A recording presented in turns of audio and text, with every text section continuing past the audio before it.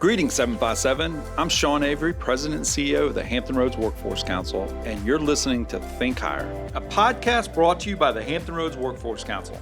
Every month, we bring you engaging conversations with workforce development think tanks in our region. And today, we're talking about diversity, equity, and inclusion in the workplace. And who better to share with us than the City of Norfolk's first Chief Diversity Officer, Aaliyah Slappy. So great to have you today. Great to be here, Sean. In your role, you're leading Norfolk's newest department designed to advance equity in Norfolk through the institutional strategies and external programming with a focus on creating economic opportunity through policy, procurement opportunities, and new and expanding resources for small, minority, and women-owned businesses. Whew, that's a mouthful. It is. Wow. So, well, congratulations on your new role. I've had a chance to work with you for many years, but now in your new role, we're so happy to work with you on this as well. Awesome. Thank you. Tell me about your new role and why is it so important, and what are you doing in your department? Yep.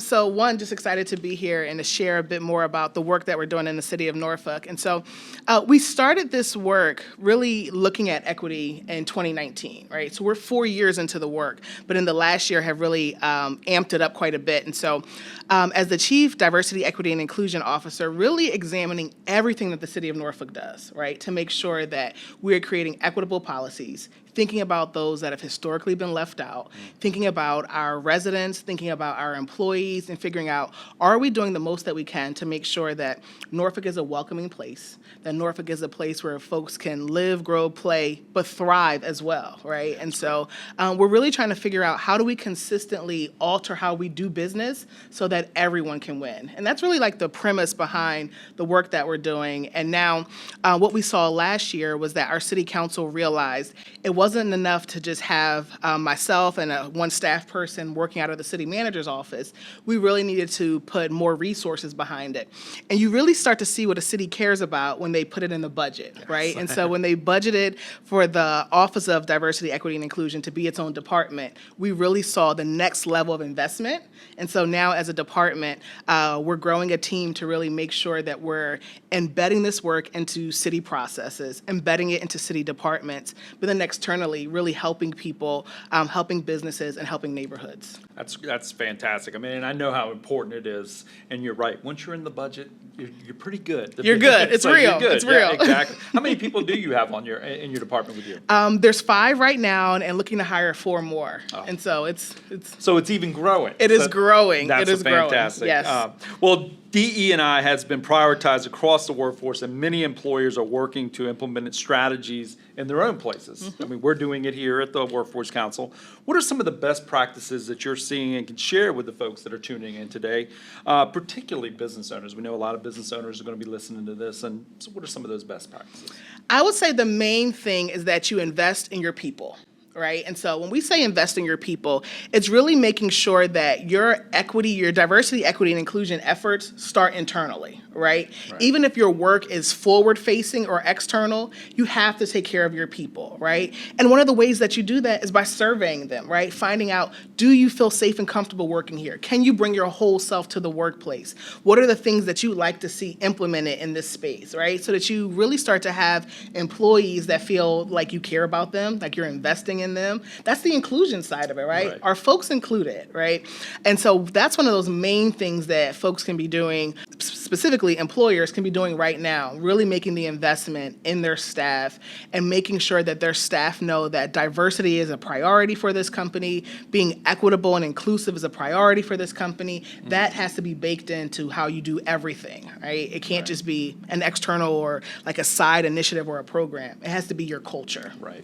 Now, I know some businesses may not have the resources to be able to bring on a full-time staff person like yourself. Mm-hmm. Does your staff go out and help with those businesses, or do they provide those resources, or is there a website where they have those resources? Yeah, no, that's a great question. So we do our work. We're kind of practicing what we're preaching to other folks, right? Okay. So if we're telling other companies or other organizations, you have to do the internal work. That's what we're doing, right? Yeah. So a big part of my team, our department is broken into two divisions, essentially. One is equity and action. And when we say equity and action, we're really looking internal. I have staff folks that are working with city departments to make sure that those departments are creating policies that are equitable and inclusive, that they are making space and room for employees to feel safe and comfortable and heard and seen and supported. And so a lot of our work is really looking internal, right? Okay. So we're not in a position right now to really do this for other organizations.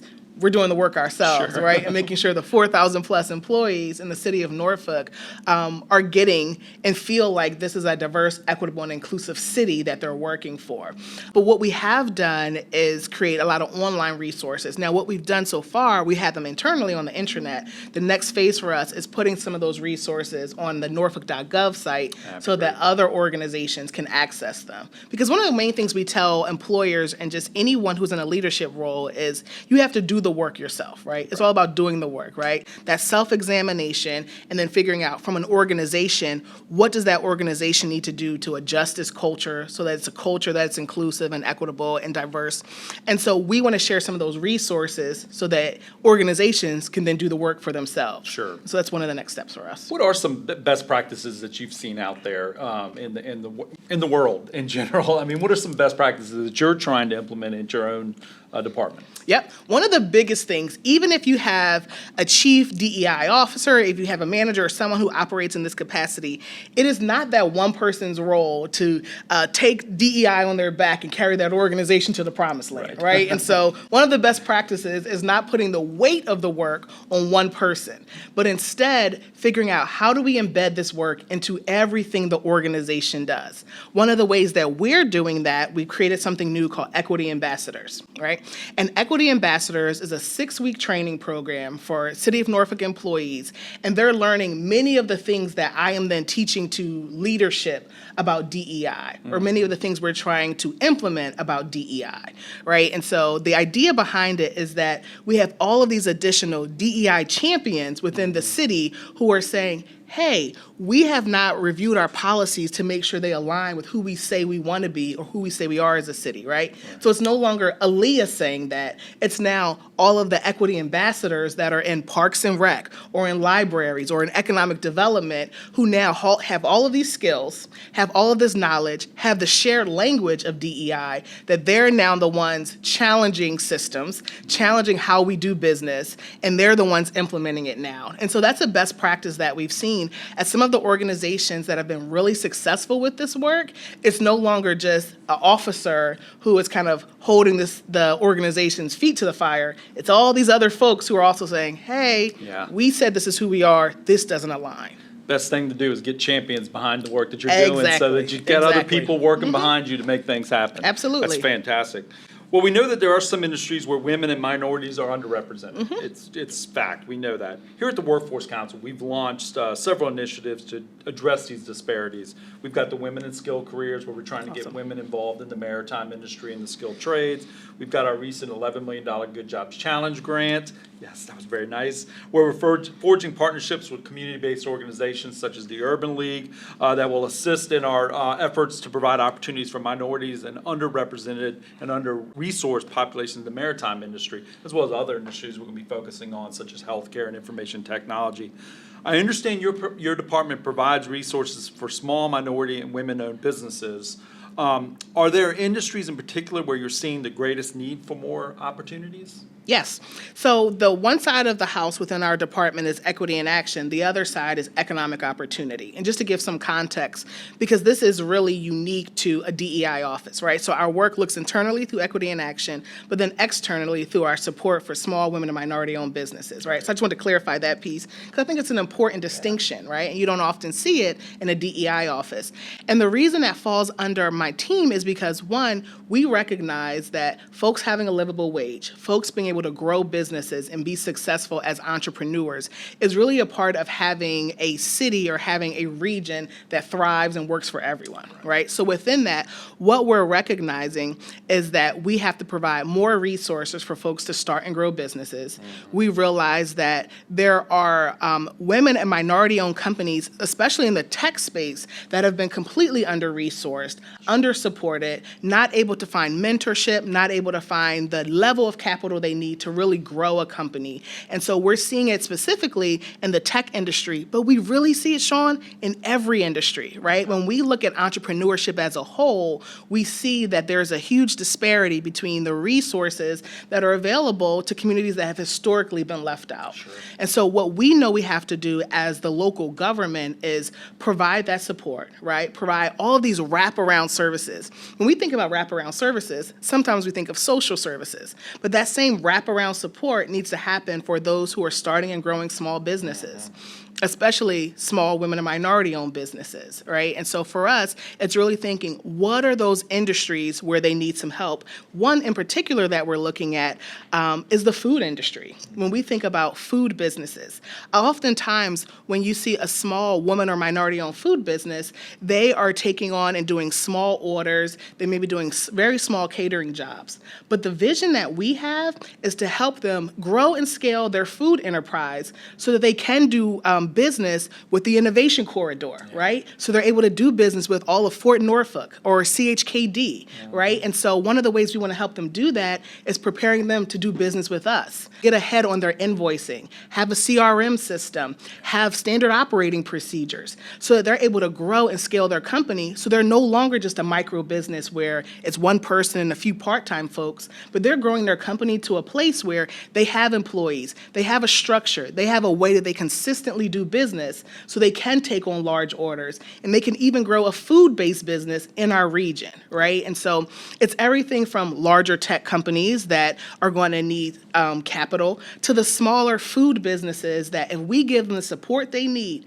they can really grow their enterprise. They can hire folks, pay folks at a livable wage, and really look at not just the city as a client, but all of the other commercial industries that we have in our region as potential clients.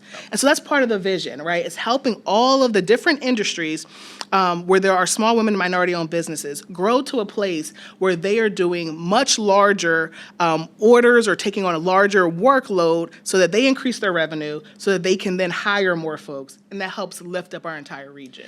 I'm glad you said what you're doing is not just social service, because I say that all the time. Workforce development is not social service. Workforce development is economic development. What you're doing is economic development. We are developing the economy. Yes. We are helping to be part of that economic ecosystem to help grow our region. And so I'm glad you said that. I wanted to make sure everybody heard that. Well, I know the city of Norfolk is committed to supplier diversity. I know many of our cities in the region, I think probably all of them are. Can you tell our listeners and viewers more about your efforts aimed at enhancing delivery and inclusiveness in the procurement process in the city? Absolutely. First, I just want to explain the business case for it, right? Because sometimes folks don't understand why you're creating opportunities for folks who haven't had opportunities in the past, right? One of the main things is that it sparks competition, right? And so if we are just looking at the same folks who have supplied us with, telephones for the last 15 years, there could be several other companies that can offer us that at a competitive rate, offer better customer service, things that we haven't even thought about because we haven't been competitive, right? So let me just start there. When we think about supplier diversity and diversifying who we do business with, we create more competition, which helps everyone improve, do better, all of that sort of stuff. So that's just one thing I want to make sure I communicate it.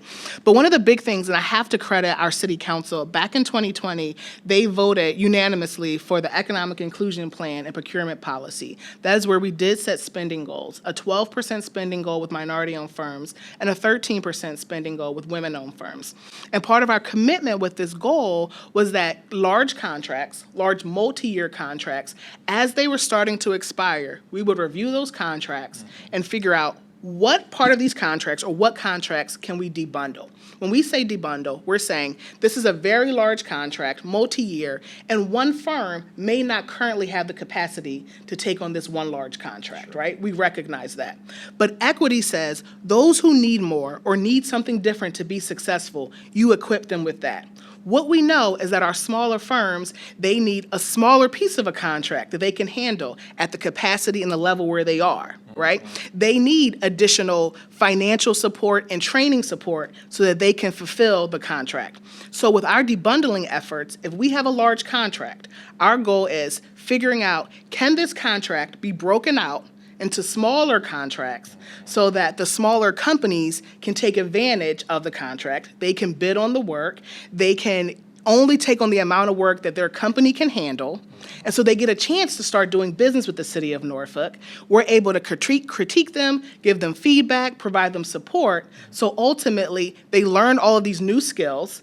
They have us as a past performance, a company they've done business with. So then when they're ready to go on to other municipalities, if they're going to pursue other larger commercial opportunities, if they want to do work at the federal level, they can potentially go into those spaces because they have us as a past customer, and they have us who's saying, hey, you have to do this, this, and this in order to be successful in the contracting space. And so for us, it's not enough just to say we have a spending goal and then we go away and we celebrate ourselves for a spending goal. That is a check the box. Yes. And I am completely against check the box, and I'm holding us as a city accountable for making sure that all of our efforts don't just fall under a check the box, right? So having goals is a check the box if you don't also have all of the support, wraparound services, and resources that helps the small business get the opportunity, keep the opportunity, grow from it, and then get additional work. So one example, I'm sorry, I just have to share one specific example, because I like to give receipts, Plus right? You're You got to answering be my next question, Oh, so awesome. give me a good Perfect, example. Perfect, yes. So a great example for us has been our janitorial contract. So our janitorial contract was expiring, and it's a $2.3 million or so contract. And it's multi-year. We realized that, and when I say we, it's myself, it's our chief procurement officer, it's a number of folks, right, kind of coming together and figuring out, is this one of those opportunities where we can debundle a very large contract and create a number of pieces so a number of companies get an opportunity, right? So, and we also know that janitorial, and I'm challenging my team to use common language, a cleaning company, right? Cleaning services, right? Because we also want to make sure that we are relatable to people. That a cleaning business is a low barrier to entry business that a number of folks can start, right? You can start it with you can start it without a lot of startup capital, right? We all clean our houses and stuff. So. Exactly, Yes, exactly, right? So it's a low barrier to entry business that a number of folks can start, which means we've seen a number of small women and minority-owned businesses that are cleaning companies, right? Just to give more context. So with the janitorial contract, a great opportunity for us to put into place all this stuff that we're saying around creating opportunities and all the wraparound services. So with janitorial, it was previously one $2.3 million contract. We have created 8 opportunities. 2 large contracts, right? 2 what we call shelter procurements, opportunities that only small women and minority-owned firms could bid on, and then 3 small micro opportunities. So the really small businesses, right? You just have a handful of folks. There's still a small piece of work that they could go after that still aligns with their capacity, what they could handle, all of that. What we built into the contract for those 3 small firms was that they have to get trained and have to go through not really random, but consistent training from our team, which means we're supporting them. We're not just giving them a contract and checking another box saying, oh no, but we gave a contract to a small firm. We're also giving them the coaching and support they need so they can fulfill this contract. They can start forecasting and planning for other opportunities, possibly with other municipalities, so that way they can start over time to start to grow their company. They start to learn what we're expecting from them from an invoicing perspective, right? They start to do the workforce development piece because we see that as a barrier for small businesses. They're not able to come up with a plan historically with if an employee calls out or a 1099 calls out, what do I do, right? You need a workforce plan, right? So we're helping them with developing a workforce plan, right? Thinking ahead about payment and payment structure. If the city pays in these increments, are you able to still have cash flow to pay your team? All of those things that you learn further along in business, but if you're newer, if you're just a 1-person or 3-person shop, you may not have all those skills. We're here to lock arms with those businesses and help them gain those skills so that they don't just have one successful cleaning contract with the city of Norfolk, but they then can pursue other opportunities. And so that's really what this work means. That's economic opportunity, right? That's teaching someone to fish and not just handing them one opportunity. I was going to say it's economic development. It is Again, economic development 101. You're Yes. teaching people to grow.